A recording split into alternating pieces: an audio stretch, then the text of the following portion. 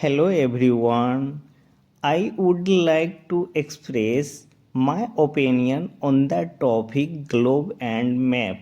So please listen to me carefully.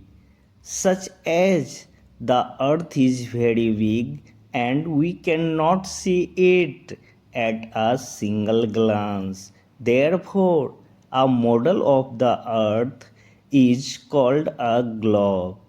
A globe shows the true shape of the earth, and a map is a drawing of the whole surface of the earth or a part of it on a flat paper.